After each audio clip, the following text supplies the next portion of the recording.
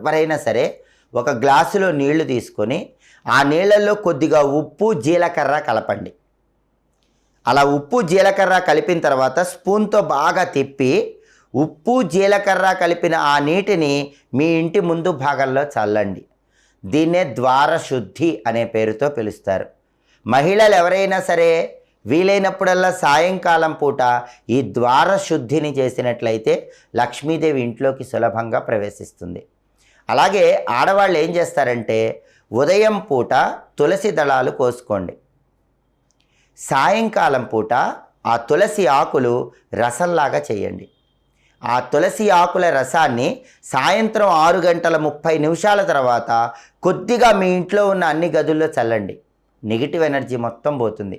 లక్ష్మీనారాయణల విశేషమైన అనుగ్రహం కలుగుతుంది. అలాగే ఆడవాళ్ళు కనీసం వారానికి ఒక్కసారైనా